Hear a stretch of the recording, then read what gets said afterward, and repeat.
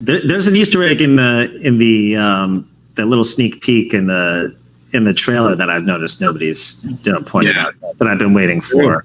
So I know WatchParty is probably in the chat right now. So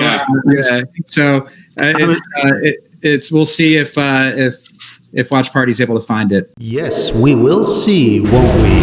We will see.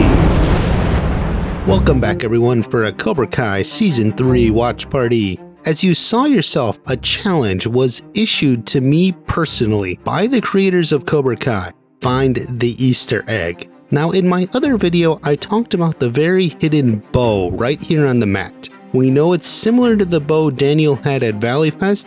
It does seem somewhat to be a reference to Chosen's Your sensei teach you how to fight with spear? Huh? Now, I discussed what this bow means in my other video. Click the card in the corner. However, I do not believe this is the Easter egg they were talking about. This is an important part of the scene, and an Easter egg is normally something small that the die-hard fans will notice.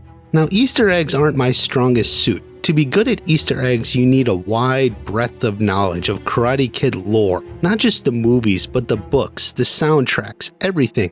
While mine is good, it's not nearly as good as Brianna Davidson, who had her own segment on Easter eggs in the Cobra Kai Companion podcast. She knows everything Karate Kid back and forth.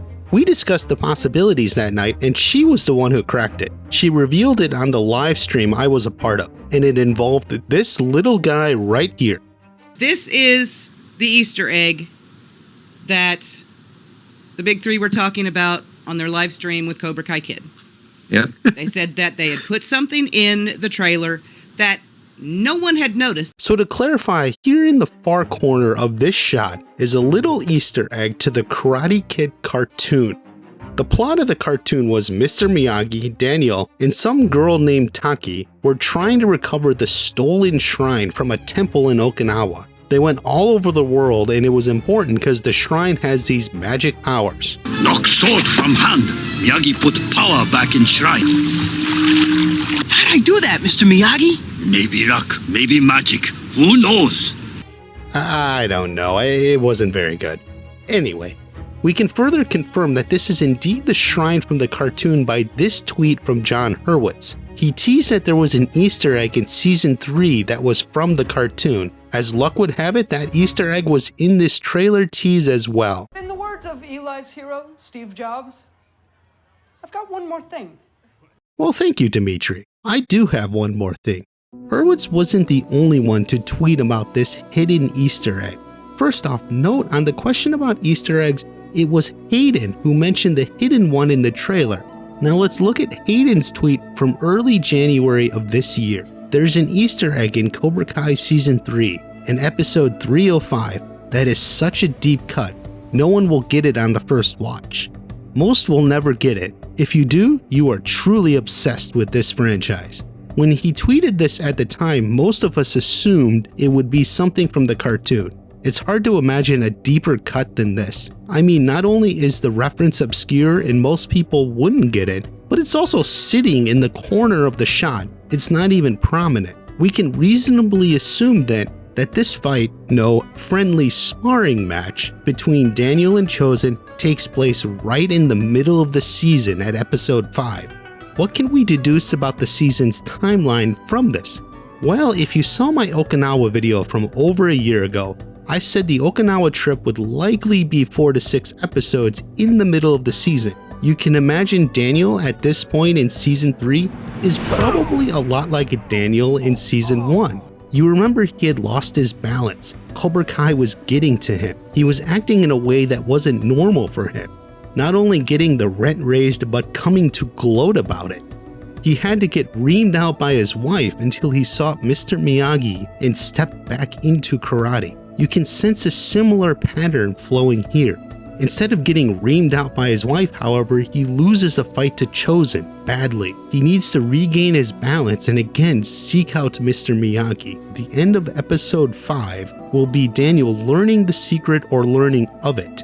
This will be the mid-season climax. This sets him on a new path for the back half of the season. Then in episode 6, he is exploring Mr. Miyagi's secret past. This is very significant. I want to go back to this video from March where I was talking specifically about episode 6. The next part I want to talk about is episode 6. The first 2 seasons had a mid-season climax in episode 5. If we think about the structure for the season, after having a big mid-season climax, episode 6 was a smaller, more personal episode in both seasons.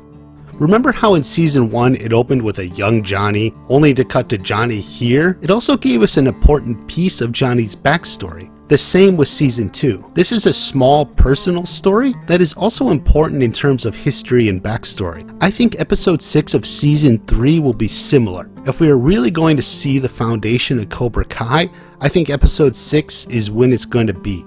The way we had flashbacks to young Johnny, I think we'll have the flashbacks to Vietnam Kreese. Note, we could also very likely get a younger Terry Silver here too. I have thought for over a year now, episode 6 of season 3 is where the biggest backstory of the series will come. I still believe everything I said about Kreese in Vietnam will be in there. I now also think that this is where we get Daniel exploring Mr. Miyagi's past.